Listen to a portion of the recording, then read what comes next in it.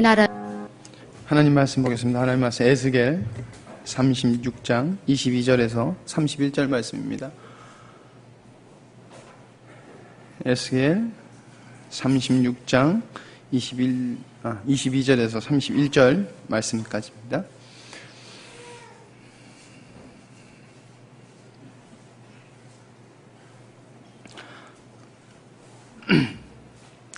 에스겔 36장 22절에서 31절 말씀까지 보도록 하겠습니다. 교독하도록 하겠습니다. 그러므로 너는 이스라엘 족속에게 이르기를 주 여호와께서 이같이 말씀하시기를 이스라엘 족속아 내가 이렇게 행함은 너희를 위함이 아니요 너희가 들어간 그 여러 나라에서 더럽힌 나의 거룩한 이름을 위함이라.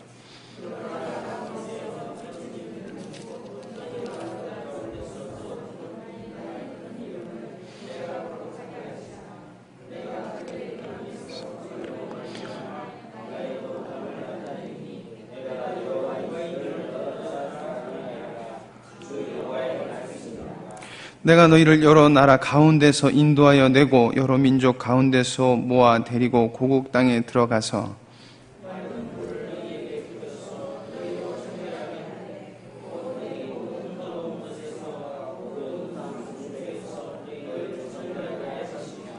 또 새 영을 너희 속에 두고 새 마음을 너희에게 주되 너희 육신에서 굳은 마음을 제거하고 부드러운 마음을 줄 것이며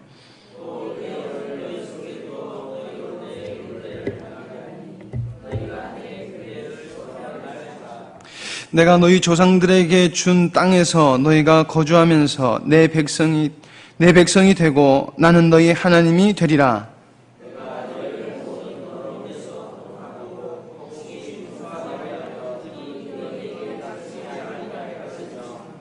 또 나무의 열매와 밭의 소산을 풍성하게 하여 너희가 다시는 기근의 욕을 여러 나라에게 당하지 아니하게 하리니 너희 좋지 못한 행위를 기억하고 너희 모든 죄악과 가증한 일로 말미암아 스스로 믿게 보이리라. 아멘.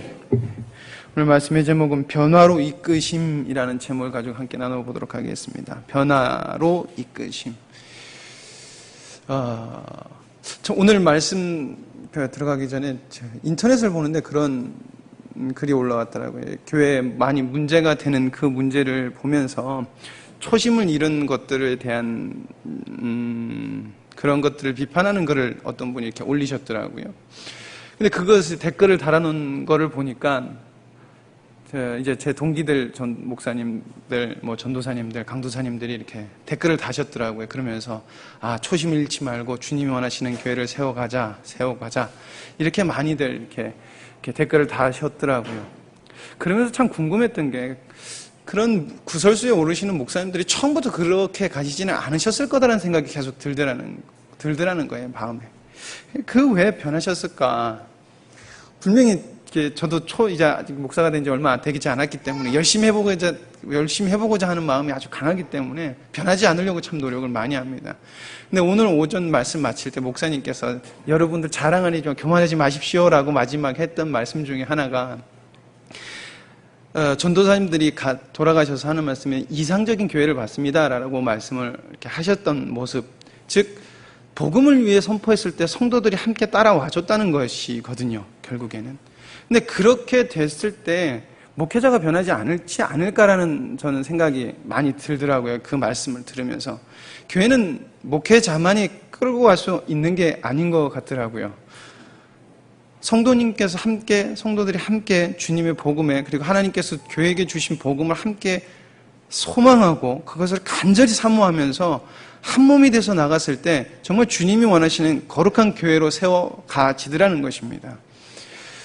정말 이렇게 간다고 하면은 바른 길을 우리가 갈 수 있겠구나. 그런 분들의 잘못된 분들의 그런 거를 변하지 않고 갈 수 있겠구나라는 생각이 들더라고요. 그러면서 저도 참 우리 교회가 희망이라는 생각이 들었습니다. 여러분 정말 함께 주님의 나라를 위해서 달려가기를 간절히 소망합니다. 전도를 하시는 분들의 말씀을 들어보면 이렇게 전도를 하시더라고요. 예수님 믿으세요. 예수님을 믿고 구원받으세요. 예수님께서 당신의 죄를 위해서 당신을 죄를 위해서 십자가에 달려 돌아가시고 부활하셨습니다. 예수님 믿으세요라고 전도를 합니다. 그리고 제가 주일학교 애들한테 이런 질문합니다. 예수님께서 왜 십자가에 달려 돌아가셨지? 그러면은 자동적으로 튀어나오는 대답은 나의 죄를 위해서요라고 자동적으로 튀어나옵니다. 이건 진리입니다. 아주 귀한 진리입니다. 그러나 이것이 하나님의 영광을 위한, 즉 하나님의 아들들을 얻는 것, 결국에는 하나님의 경륜으로 인한, 하나님의 경륜 속에 이것을 기초하는 대답이 점진적으로 발전돼 나가야지만 결국엔 그리스도인은 건강한 신앙생활과 그리고 참 믿음을 소유할 수 있다는 것입니다. 분명히 이게 기초가 됩니다. 처음에는 전도가 우리가 그렇게 할 수 있을지라도 이건 점진적으로 우리는 발전시켜 나가야 된다는 것입니다. 끝나버리면 안 된다는 것입니다. 교회에서 가장 기초적이면서도 가장 중요한 진리가 구원이라는 것입니다. 구원. 근데 이 구원이라는 진리가 인본주의 쪽으로 많이 흘러가 버렸다는 것입니다. 인본주의 사상에 영향을 받는다는 것입니다. 그러다 보니까 신앙의 고백과 구원, 이런 고백들이 인본주의적 고백으로 변해버렸다는 것입니다. 우리가 하는 고백이. 인류의 시작이라는 것은 하나님께서 큰 뜻을 가지고 하나님께서 계획하신 것입니다. 그러므로 인류라는 것은 오직 한 가지를 위해서, 한 가지 때문에 시작이 되었다는 것입니다. 그것은 바로 하나님의 경륜이요, 하나님의 영광이라는 것입니다. 다른 이유가 존재하지 않습니다. 태초에 천지가 창조된 이유는 하나밖에 없다는 것입니다. 현대 그리스도인들을 보면은 과거 구약의 바리새인들, 서기관들, 이스라엘 백성들 모습, 즉 선민사상에 빠져있던 이스라엘 모습들하고 너무나 비슷해지는 것을 발견할 수가 있습니다. 분명히 구원받은 사람들은 특별한 존재입니다. 이스라엘 백성들은 다른 민족보다 더욱더 특별하고 하나님께 귀한 은혜를 먼저 받은 백성인 것, 그렇게 특별한 존재인 것은 틀림이 없습니다. 근데 이것을 넘어서서 인본주의적인 생각이 들어갔을 때 어떻게 하냐면 결국엔 모든 것이 인간 중심, 나 중심, 자기 중심 사고로 하나님도 나를 위한 분, 하나님의 모든 것이 창조된 것이 나를 위한 것이라는 인본주의 사상으로 흘러나가는 그 모습을 우리가 그대로 답습하고 있다는 것입니다. 이스라엘 백성들이 하나님에 대한 인식이 잘못 변화된 것들이 지금 우리 속에서도 너무나 많이 우리 속에 나타나고 있다는 것입니다. 분명히 잘못된 길을 가면은 그 잘못된 길은 잘못된 결과를 나타냅니다. 왜 웃으세요? 잘못된 결과를 나타냅니다. 웃으시면 제가 뭔가 많이 실수하는 거라고 제가 착각을 해요. 잘못된 결과를 나타낼 수밖에 없습니다. 이스라엘 백성들이 하나님의 말씀, 그러니까 하나님 중심적이 아닌 선민상의 사상에 빠져서 인본주의 사상으로 빠져 있었을 때 나타났던 결과가 무엇이냐면은 바로 하나님의 이름이 더럽혀짐을 받았다는 것입니다. 하나님의 이름이 더럽혀졌다는 것입니다. 이스라엘을 구별한 이유는 하나님의 영광을 위해서 구별했는데 그 구별된 족속들이 하나님의 이름을 더럽혔다는 것입니다. 그렇다면 무엇이 그렇게 하나님의 이름을 더럽혔습니까? 우상숭배, 거짓된 예배, 흠 있는 재물, 이런 것들이 있지만은 결국에 뭐냐면 능력의 하나님을 업신여기게끔 그들이 생활을 했다는 것입니다. 그들의 생활, 그들의 삶이 하나님의 이름을 업신여기게 받게끔 행동을 했다는 것입니다. 무엇에? 선민사상에 빠지고 나는 특별한 존재, 인본주의에 빠져서 그렇게 됐다는 것입니다. 이스라엘 백성들이 이방인들에게 반드시 보여줘야 될 것이 있습니다. 이것은 그리스도인에게도 동일하게 적용되는 것입니다. 그것은 유일하신 하나님은 유일하시고 그리고 하나님은 전능하신 하나님이다 라는 것을 세상에 나타내야 된다는 것입니다. 이스라엘에게는 반드시 그 의무가 있었던 것입니다. 우리가 잘 아는 것처럼 하나님께서는 이스라엘 백성을 출애굽시키실 때 10가지 재앙을 통하여서 구원하셨습니다. 하나님이 굳이 10가지 재앙을 나타내신 이유는 그것은 단순한 사건이 아니라 여러분들도 들어보셨을 것입니다. 애굽의 신과 하나님의 하나님과의 격돌이라는 것입니다. 단순한 것이 아니었습니다. 재앙이라는 것은. 즉 하나님은 애굽의 신들을 가차없이 멸하신다는 것입니다. 멸하심으로써 그들은 참된 신이 아니다라는 것을 보여주셨다는 것입니다. 즉 그들이 신뢰하고 이스라엘 백성조차도 신뢰하고 있었던 그 신들을 재앙으로 바꿔서 그들 머리 위에 쏟으셨다는 것입니다. 10가지 재앙 무엇이 있을까요? 한번 외워볼까요? 하면은 자신 있게 하실 분 여기 아무도 안 계실 것 같아서 제가 어떤 신과 어떤 신이 이렇게 어떤 것들이 격돌했는지, 어떤 재앙과 재앙에 어떤 것들이 속해 있는지 제가 말씀드리겠습니다. 이런 물이 피로 바뀌는 피재앙이 있었습니다. 이 피는 나일강에 수오신 크놈이라는 그 신을 하나님께서 치시는 신이었습니다. 사건이었습니다. 재앙이었습니다. 그리고 다음은 개구리입니다. 개구리의 머리를 가진 신 헤크트라는 신을 하나님께서 치셨습니다. 티클 재앙, 땅의 신 셉이라는 신을 친 것이고요. 그리고 파리테는 곤충의 신 하트콕이라는 신을 친 것입니다. 악질은 다산의 상징인 황소의 신 아피스를 친 것이고요. 독종은 의솔의 신 임호탭이라는 신을 친 것입니다. 우박이라는 것은 하늘의 신 누트라는 신을 친 것이고요. 메뚜기는 곡물의 신 셋을 친 것입니다. 그리고 흑암은 태양의 신 라를 친 것이고, 그리고 죽음이라는 것은 생명을 부여한다는 오리시스라는 신을 친 것입니다. 이렇게 10가지 재앙을 통해서 애굽 사람들이 바로가 했던 고백이 진짜 하나님은 이스라엘 너의 하나님이구나 라는 고백이 흘러나왔다는 것입니다. 재앙에서 가장 중요한 것이 무엇이냐면은 맞아, 이스라엘 너의 하나님이 참 신이야 라는 그 고백이었다는 것입니다. 이뿐만이 아니라 가나안 땅에 들어갈 때 가나안 백성들이 했던 고백도 똑같습니다. 이스라엘 하나님이 참신이라는 것입니다. 이스라엘 하나님이 전능하다는 것입니다. 그뿐만일까요? 다윗 시대에도 하나님의 전능함을 나타냈습니다. 우시야 그리고 히스기야, 하나님의 은혜를 입었을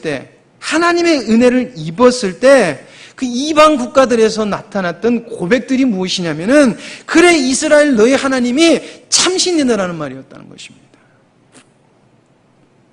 그러나 이스라엘 백성들이 선민사상에 빠지고 인본주의에 빠지고 자기 중심적인 것에 살아갔을 때는 하나님의 은혜를 업신여겨버렸을 때 주변 강대국들이 하나님을 섬기는 백성 그리고 하나님의 임재 상징인 성전을 처참히 짓밟아버렸다는 것입니다.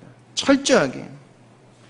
여러분, 이것은 단순한 파괴가 아닙니다. 단순한 건물이 무너지는 것이 아니라 그것을 뛰어넘어서 하나님보다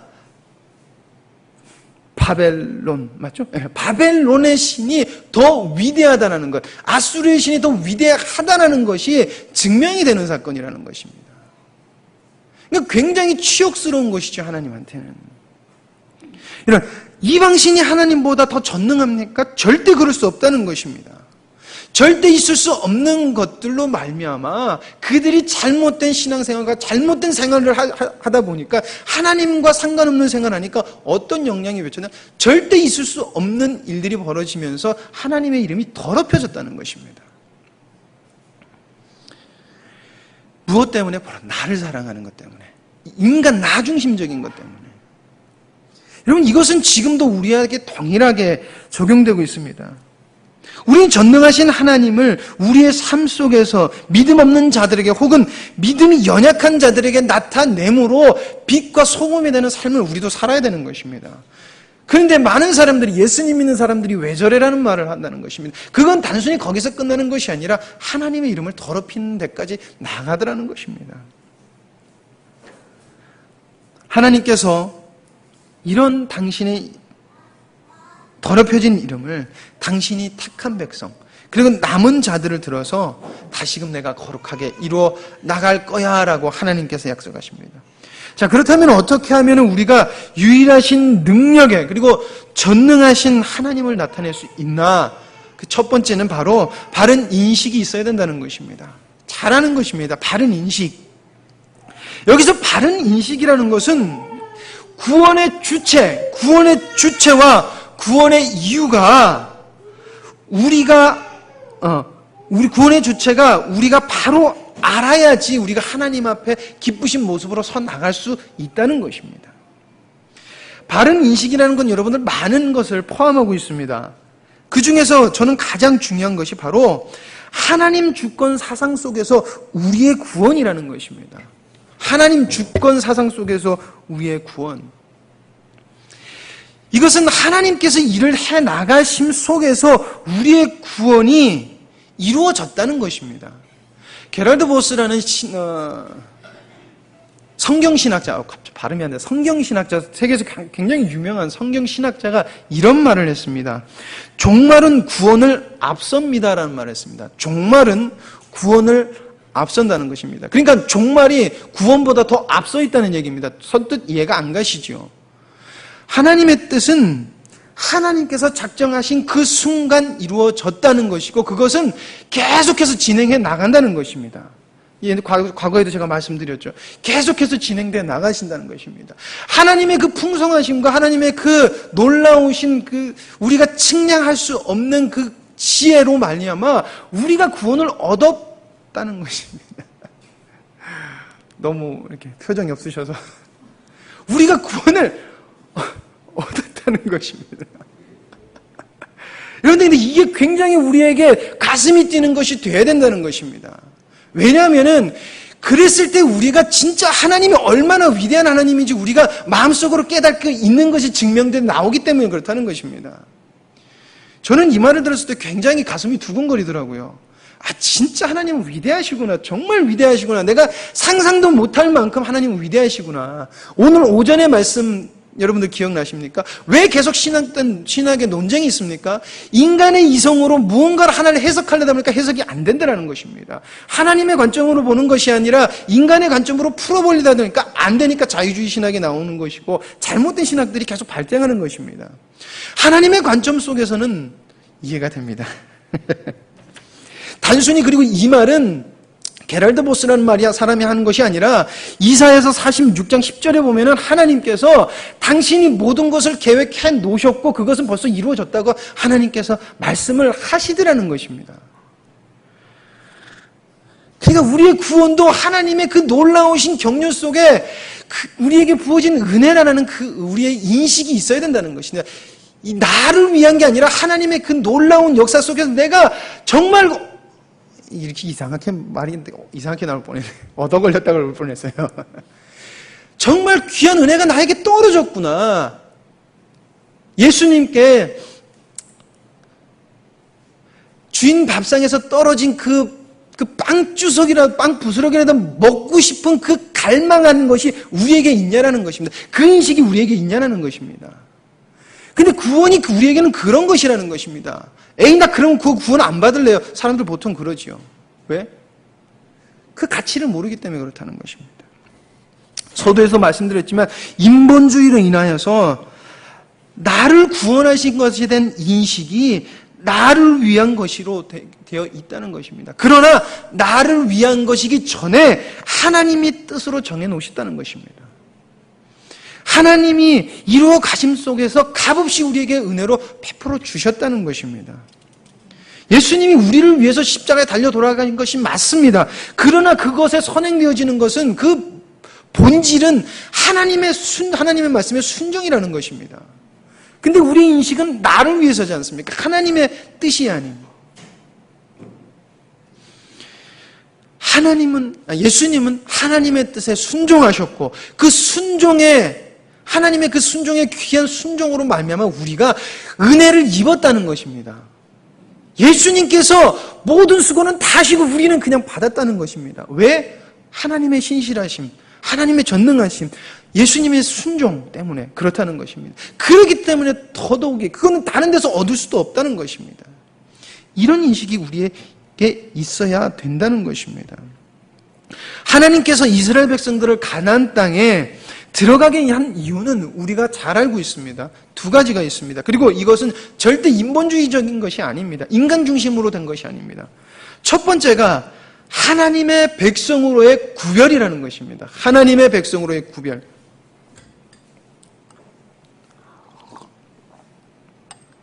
하나님은 이스라엘 백성들을 구별하시는 것은 아브라함부터 시작됐거죠. 아니, 태초 전에, 창세 전에 벌써 계획해 두신 것입니다.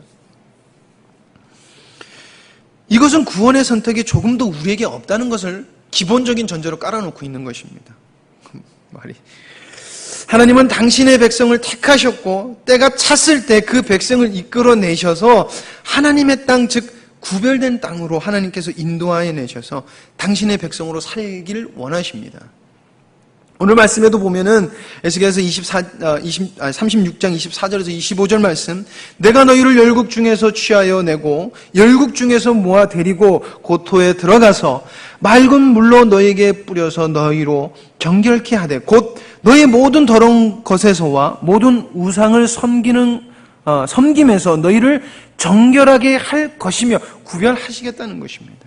하나님은 당신을 위하여 구별하셨다는 것입니다. 당신을 위해서. 우리가 구원을 받은 것은 하나님을 위해서라는 것입니다. 이것은 창세기 에덴 동산에서부터 지금 우리에게까지 계속해서 적용이 되고 있다는 것입니다. 세상에서 주님을 위하여 부르십니다. 두 번째는 하나님의 뜻을 이루기 위함이라는 것입니다. 하나님이 무언가를 작정하셨는데 그것을 이루시기 위함이었다는 것입니다.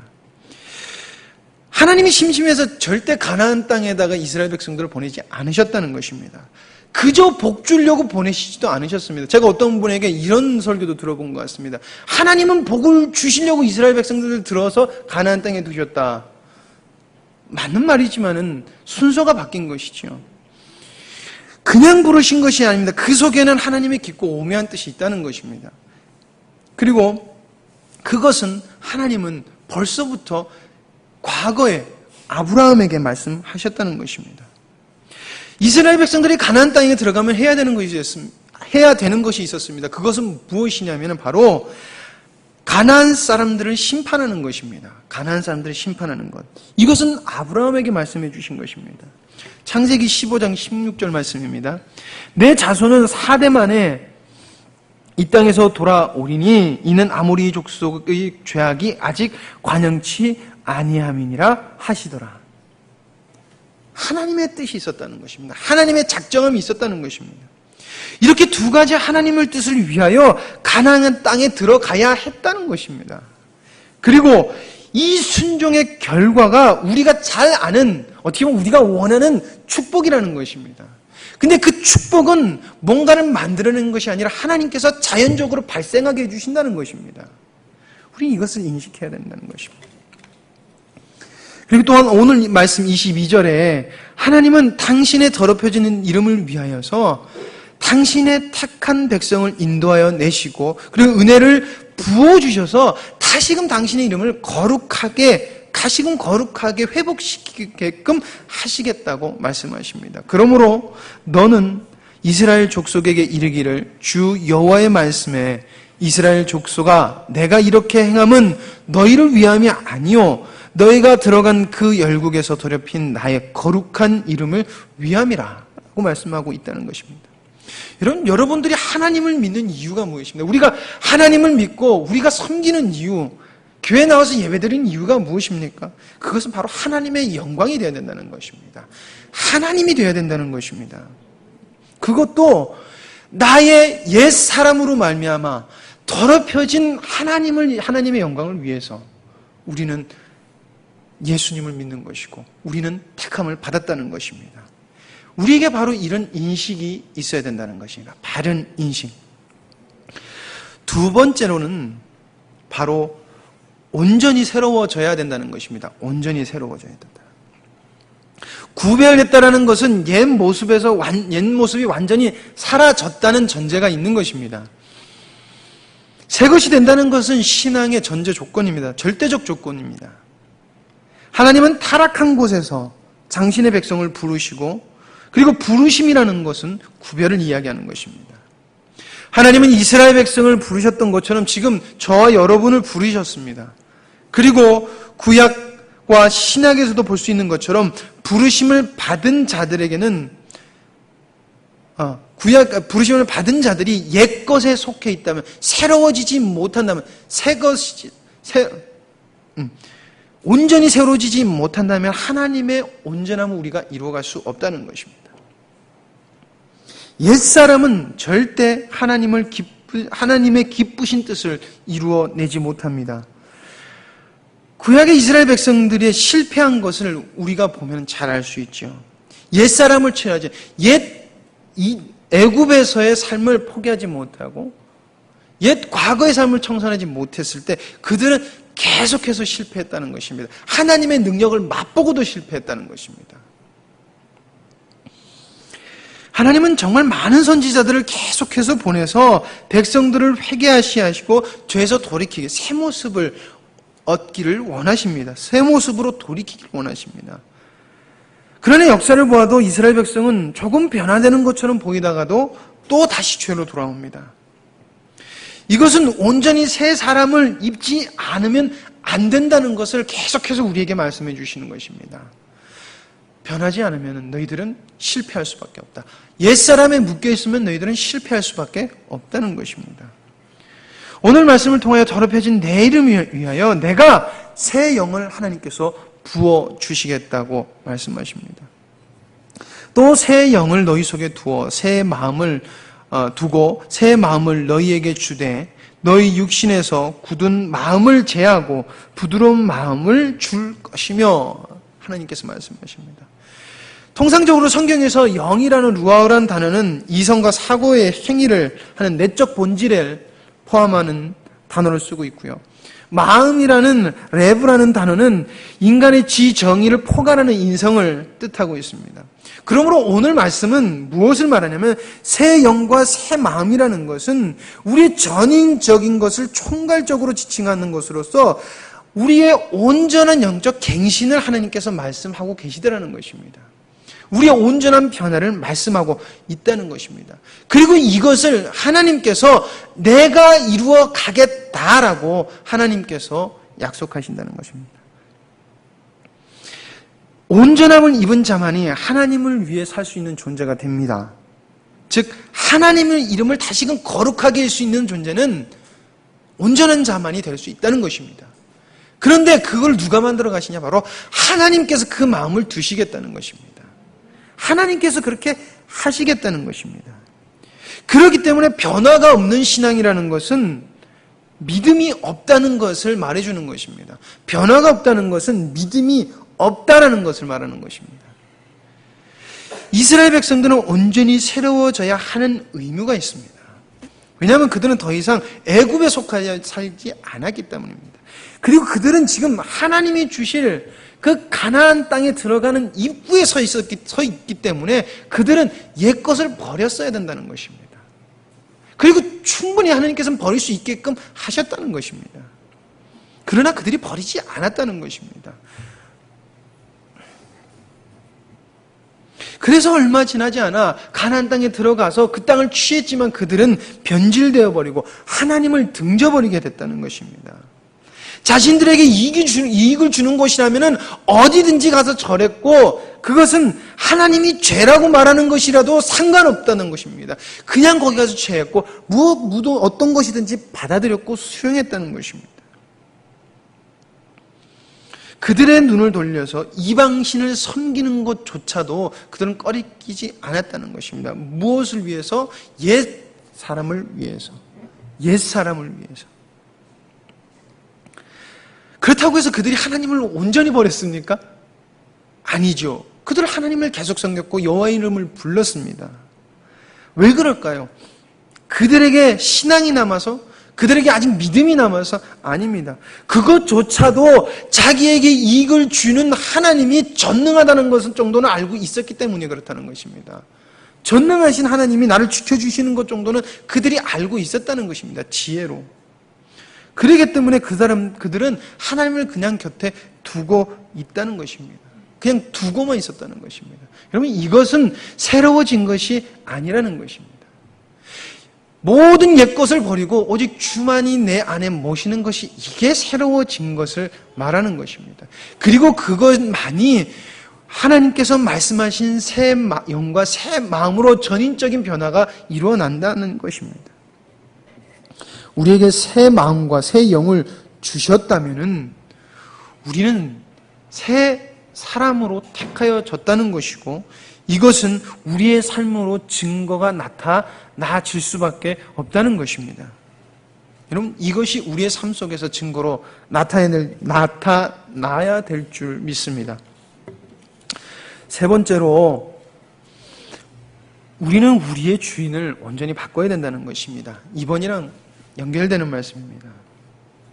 하나님의 기쁨이 되는 삶을 살려면 주인을 결국 우리는 바꿔야 된다는 것입니다. 주인.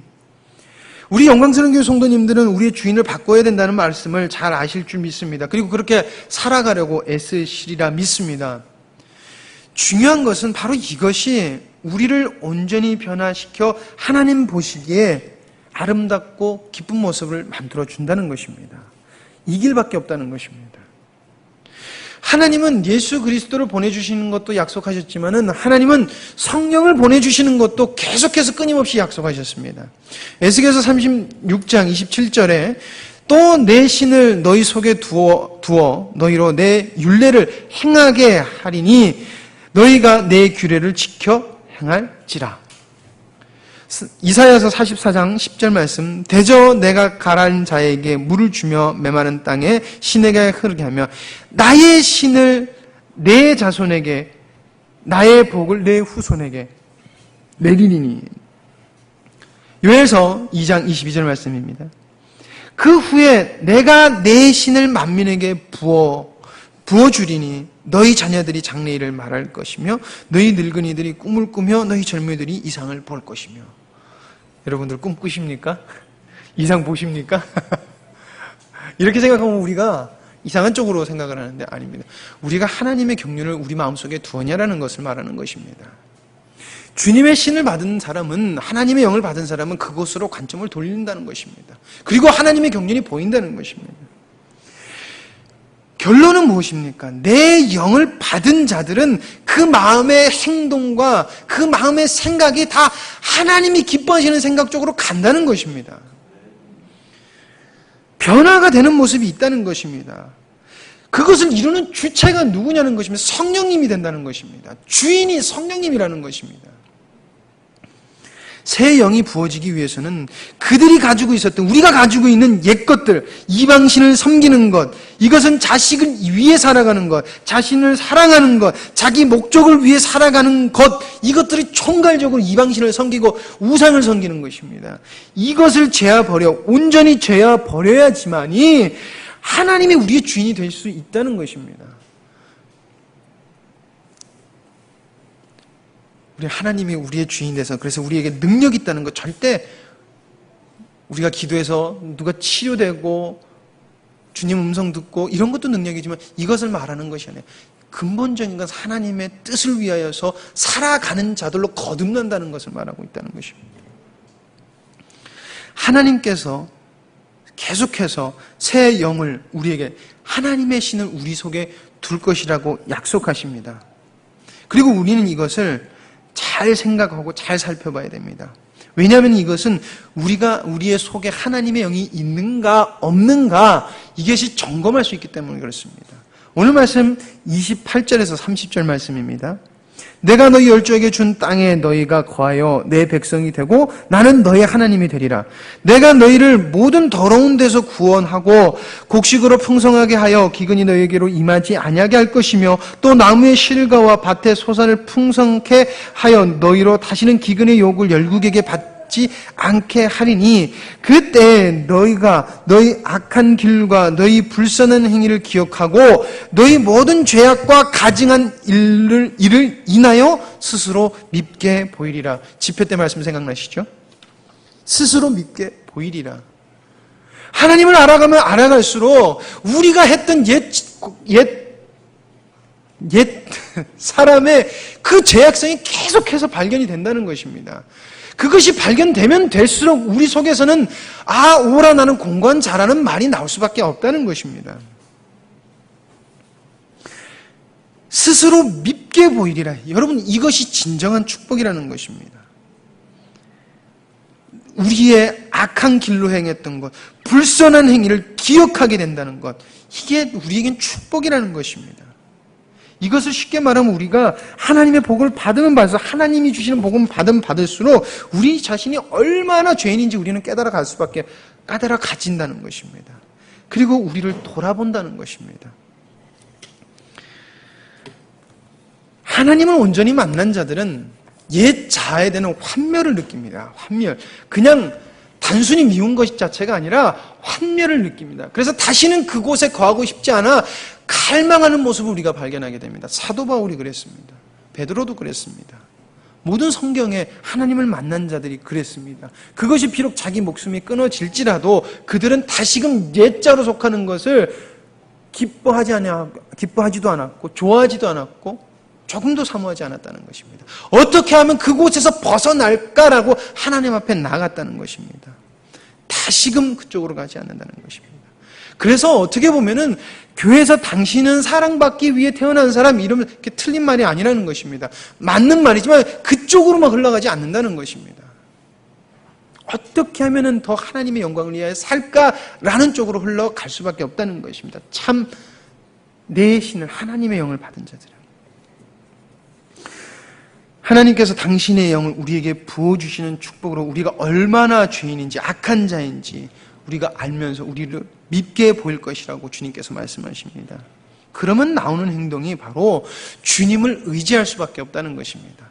자동적으로 주님을 의지할 수밖에 없는 게 눈에 보이게 된다는 것입니다. 주님 없이는 안 된다는 것을 깨닫게 된다는 것입니다. 여러분, 이것이 진정한 축복인 것입니다. 밉게 보이는 것이 축복이 아니라 밉게 보임으로 말미암아 나오는 그 행동들이 축복이라는 것입니다. 왜? 하나님께만 속하게 하는 행동으로 나오기 때문에 그렇다는 것입니다. 그러나 이 고백이 점점점 사라지더라는 것입니다. 사람들이 진정으로 은혜를 받으면 나오는 행동이 겸손입니다. 나 은혜 받았어 이러시는 분 없어요. 진짜 은혜 받으신 분들은 겸손하는 모습이 더 나오십니다. 겸손. 왜 그렇습니까? 하나님 아니면 안 된다는 것이 점점 깨달아지니까 겸손으로 나올 수밖에 없다는 것입니다.